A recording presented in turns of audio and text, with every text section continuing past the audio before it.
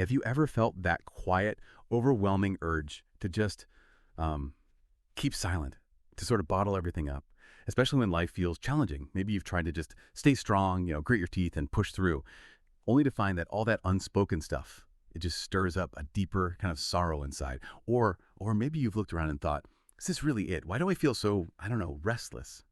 Even when you're busy, achieving things, getting stuff, and in those moments, does life feel a bit fleeting? Your efforts may be a little hollow, like you're caught in what one ancient text calls a vain show, just an empty display. Well, today, we're taking a deep dive into exactly those kinds of profound human feelings. Our mission is to explore this incredible ancient text. It's a psalm from King David, actually, and it mirrors so closely our own modern struggles, with silence, with sorrow, that search for meaning, for real hope. This isn't just some dusty old document. It's timeless. It speaks right to the human spirit. We're going to uncover some, I think, really surprising insights about how short life is, the weight of pain, and where true, unshakable hope can actually be found. And the goal here is really to help deepen your trust, your connection with God. So let's open it up. Psalm 39. This is really personal stuff from King David. He's known for being incredibly raw, honest, doesn't hold back. And in this psalm, he starts by sharing this initial decision he made, a very human reaction, really, when facing pressure. He says, I said, I will take heed to my ways that I sin not with my tongue. I will keep my mouth with a bridle, basically keep it shut. You can almost picture him, right? Making this internal vow. Things are tough, so his first instinct is just self-restraint. Hold his peace, endure. But what happens next is really telling. That self-restraint, it doesn't last, or rather it turns inward. He describes it. I was dumb with silence. I held my peace, even from good, and my sorrow was stirred. Wow, that's vivid. His choice to bottle it up, stay quiet, it just made the pain build and build inside. It even stopped him from doing good, maybe because he's just churning inside. And then comes the shift, the pivotal moment. He says, my heart was hot within me. While I was musing, the fire burned. Then spake I with my tongue. He finally breaks the silence. And notice who he speaks to. Not people, not critics, directly to God. What is it about speaking to God in those moments? Why does that make such a difference? That's such a key question. It gets right to the heart of it, doesn't it? Because his silence with others, even keeping quiet about good things, it just brought him inner torment. But when that internal fire burned, like when the emotion got too intense to hold in anymore, he turned to the one place, the one relationship where that complete authenticity isn't just okay, it's actually essential. Unburdening himself before God. That lets the raw emotion out, not some filtered version. And the prayer that follows is just remarkably honest. It's a plea for real perspective. He cries out, Lord, make me to know mine end and the measure of my days what it is, that I may know how frail I am. Yeah. He's asking for this profound, realistic view of his own life, his mortality, understanding his own limits.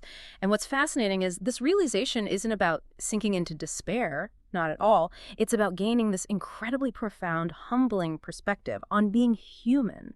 He puts it so beautifully. Behold, thou hast made my days as a handbreadth. A handbreadth. Wow. The shortest ancient measure. It signifies extreme brevity. Quote, and mine age is as nothing before thee. Verily, every man at his best state is altogether vanity. That word vanity in Hebrew, hebel, it's more than just emptiness. It often means something fleeting, like a puff of smoke, a breath. Huh, like vapor. Exactly. It's this stark, humbling truth about how temporary we are. It's not meant as a condemnation, but as a reality check. And what's amazing is how this echoes, modern existential thinking centuries earlier. David's grappling with that core human anxiety about meaning when life feels so short, so impermanent, but he anchors it differently. And he connects that to the bigger picture, doesn't he? Like how we chase after things. He says, every man walketh in a vain show. Surely they are disquieted in vain. He heapeth up riches, and knoweth not who shall gather them. No. And that really makes me think of people today, Yeah. chasing the next promotion, the bigger house. And sometimes even when they get it, there's that hollow feeling, that disquieted in vain David talks about. Exactly. It's not saying effort is bad, right? But maybe that if our only focus is on temporary stuff, accumulating things without a deeper anchor, then all that running around can feel empty, like a vain show. Yeah. It really pushes you to think about where you put your ultimate trust. Absolutely. David's nailing that universal experience. Seeking fulfillment in things that just don't last and finding this nagging restlessness, it's so relevant today. Without that bigger context, without anchoring our lives in something beyond the material.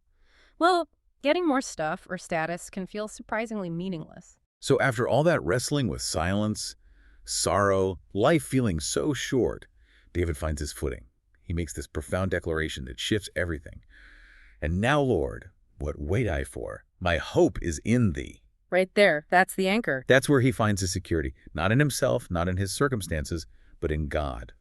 It shows how that honest back and forth with God, it really can deepen that spiritual connection, build trust. And then David touches on something challenging, but I think really insightful, God's discipline. He says, "When thou with rebukes dost correct man for iniquity, thou makest his beauty to consume away like a moth." Oof, that's intense imagery, like a moth eating away at fabric. It is intense. But the wisdom here, the ancient perspective, isn't seeing suffering as just punishment. It's presented as potentially refining, aimed at the soul's growth, not its destruction.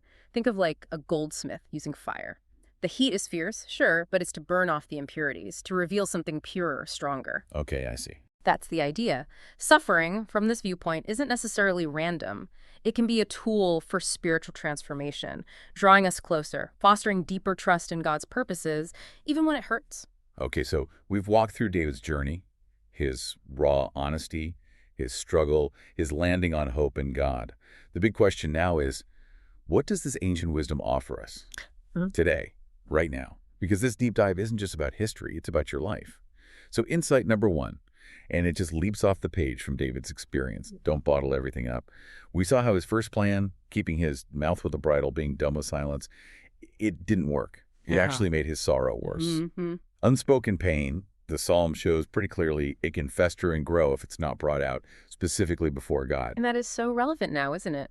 Our world often tells us, maybe quietly, maybe loudly, stay strong, put on brave face, hide the struggle. Yeah, definitely. But just like David, if we try to just silently endure pain, that unprocessed grief or anger or regret, it can just eat away at us destructively.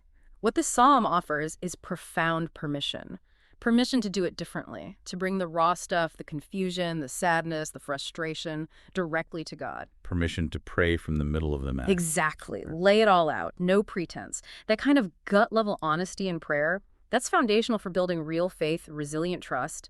It acknowledges that God can handle all of you, you know, not just the cleaned-up version. Okay, second big takeaway. The Psalm's powerful focus on how short life is. Our days is a handbreadth, every man. Altogether vanity. It sounds stark, but it's not meant to be depressing. It's meant to be incredibly clarifying. Clarifying how so? It's ancient wisdom saying, life is incredibly short. So don't waste it on things that don't ultimately matter. Okay, so recognizing life's brevity isn't about fear, it's about freedom. Freedom to live with more intention. Precisely. That perspective can be liberating. If life really is that brief, then this psalm pushes us, doesn't it? To seriously reevaluate priorities. What are you investing your precious time, your energy, your resources into? Yeah. Is it going towards what's eternal, your relationships, your character, your faith? Or are you mainly chasing what's temporary, what fades away? Right. That perspective shapes your daily choices, sure, but it also shapes your whole spiritual journey, aligning your life with, well, God's purposes. Yeah. Which leads right into the third key insight, letting go of that illusion of control and really anchoring your hope. David saw people walking in a vain show, remember?